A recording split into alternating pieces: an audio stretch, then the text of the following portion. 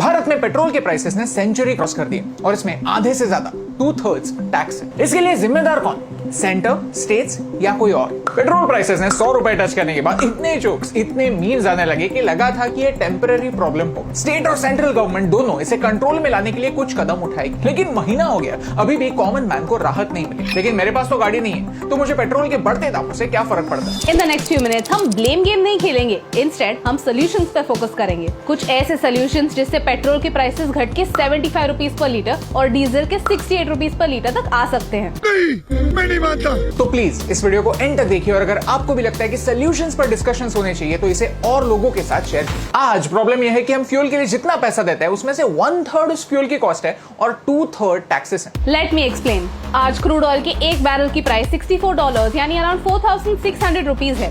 एक बैरल में 159 लीटर्स आते हैं, यानी 1 लीटर क्रूड ऑयल सरकार 29 रुपीज में खरीदती है। इस पर फ्रेट और इंश्योरेंस ऐड होता है और फिर इस क्रूड ऑयल को रिफाइन करके अलग अलग पेट्रोलियम प्रोडक्ट्स बनते हैं। पेट्रोल का एग्जाम्पल लेते हैं, उस पर 3.6 रुपीज डीलर्स का कमीशन जोड़कर बिफोर टैक्स प्राइस सिर्फ 33.6 रुपीज होती है। अब बात करते हैं सेंट्रल और स्टेट टैक्सेस की। सेंट्रल गवर्नमेंट आज हर लीटर पेट्रोल पर 33 रुपीज टैक्स चार्ज करती है और अलग अलग स्टेट्स अपना वैट भी चार्ज करते हैं। ये वैट अलग अलग एरियाज में अलग अलग होता है। इस इंफोग्राफिक में आप स्टेट वाइज पेट्रोल रेट्स देख सकते हैं। लास्ट ईयर लॉकडाउन की वजह से या फिर इंटरनेशनल ट्रैवल रुकने की वजह से अचानक से क्रूड ऑयल की डिमांड घट गई और प्राइसेस गिर गए। $66 पर बैरल से $19 पर बैरल था। उस समय हमारी सरकार ने टैक्सेस बढ़ाकर एडिशनल रेवेन्यू कमाया, लेकिन अक्टूबर से धीरे धीरे चीजें नॉर्मलाइज होने लगी और धीरे धीरे डिमांड बढ़ी और डिमांड बढ़ने पर ग्लोबल प्राइसेस भी बढ़े। क्रूड ऑयल के प्राइसेस 1.5 गुना बढ़े, लेकिन सरकार ने बढ़ाए हुए टैक्सेस कम नहीं हुए।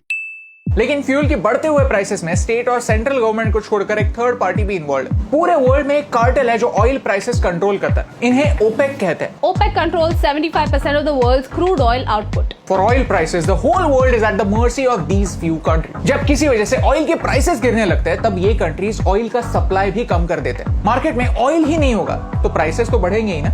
OPEC कंट्रीज ने अपना प्रोडक्शन अप्रैल तक 1 मिलियन बैरल्स पर डे से रिड्यूस किया है, जिससे प्राइसेस आने वाले टाइम में और बढ़ेंगे। सऊदी अरेबिया इस ओपेक का लार्जेस्ट एक्सपोर्टर। सऊदी अरेबिया की सबसे बड़ी ऑयल कंपनी है अरामको। इसका IPO 2019 में हुआ था और अब अरामको और शेयर्स बेचना चाहता है। तो अगर ऑयल प्राइसेस हाई रहे तो और इन्वेस्टर्स इन्वेस्ट करेंगे। समझ रहे हो?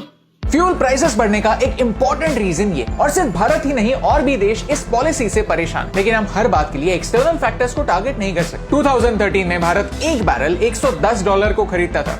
आज उसकी कीमत उससे आधी है, लेकिन फिर भी फ्यूल महंगा है। आप पेट्रोल या डीजल डायरेक्टली खरीदे या ना खरीदे, लेकिन पेट्रोल के प्राइसेस बढ़ने पर इन्फ्लेशन भी बढ़ता है, क्योंकि रोजमर्रा की चीजों की कॉस्ट भी बढ़ती है। ये हमने डिटेल में इस वीडियो में एक्सप्लेन किया है। और इन सारी बातों का इम्पैक्ट एक आम आदमी पर होता है। कुछ तो गलत हो रहा है, ये हमें एक्सेप्ट करना होगा, क्योंकि जब तक हम कोई प्रॉब्लम है ये मानेंगे ही नहीं, तब तक सोल्यूशंस कैसे ढूंढ पाएंगे? तो हम क्या कर सकते हैं? Number 1, bring petrol diesel under GST। आज बेसिक प्रॉब्लम यह है कि हम टैक्स के ऊपर टैक्स पे कर रहे हैं। एक्साइज ड्यूटी सेंटर के लिए और वैट स्टेट के लिए, और इसका प्रेशर एक आम आदमी पर आ रहा है। और ये सिर्फ हम नहीं, रिजर्व बैंक ऑफ इंडिया की मॉनेटरी पॉलिसी कमेटी भी यही कहती है कि ये फ्यूल टैक्सेस कम करने की जरूरत है। Out of excise duties collected by the centre, 41% is given back to the states for their spending.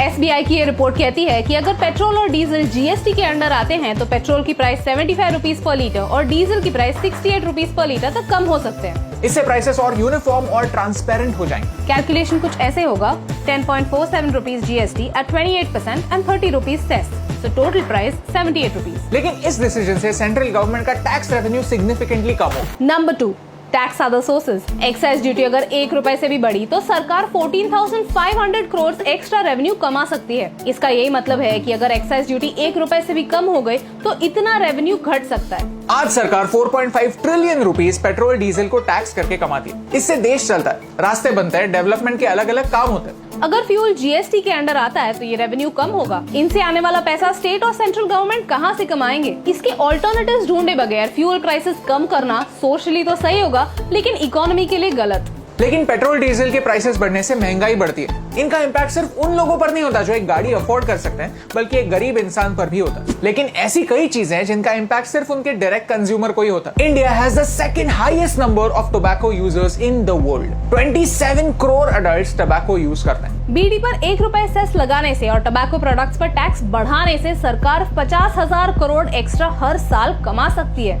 India में सिगरेट्स पर 49%, स्मोकलेस टबैको पे 63% और बीड़ी फीस पे 22% टैक्स लगता है। लेकिन क्या आप जानते हैं कि हर 100 रुपए रेवेन्यू के लिए इकोनॉमिक, सोशल और हेल्थ केयर कॉस्ट के थ्रू भारत को 816 रुपए स्पेंड करना पड़ता है। That's why smoking kills the country as well. The World Health Organization recommends taxes to be at least 75% of the retail price of all tobacco products. Gambling, lottery और game show earning जैसे windfall gains पर Bharat 30% tax लगाता है। लेकिन 1991 में ये rate 40% था। इस साल पैंडेमिक की वजह से ये रेट 35% या 40% कर देनी चाहिए। इन चीजों का किसी पर भी एक्स्ट्रा बर्डन नहीं होगा क्योंकि ये एसेंशियल चीजें नहीं है। इस बजट में हम एक्सपेक्ट कर रहे थे कि क्रिप्टो करेंसी के टैक्सेशन रूल्स पर कुछ क्लैरिटी आएगी। अगर ऐसा होता तो आने वाले फाइनेंशियल ईयर में सरकार अपने लिए एक additional source of revenue generate करती, लेकिन बजट सेशन में ये डिस्कशन हुआ ही। Number 3, reduce dependency on oil. Last year जब क्रूड ऑयल प्राइसेस कम थे तब भारत ने एक अच्छी स्टेप ली। कम प्राइस पर ज्यादा ऑयल खरीदकर हमने पेट्रोलियम रिजर्व्स फुल कैपेसिटी तक भर दिए। भारत में 3 ऐसे अंडरग्राउंड रिजर्व्स है जहां पर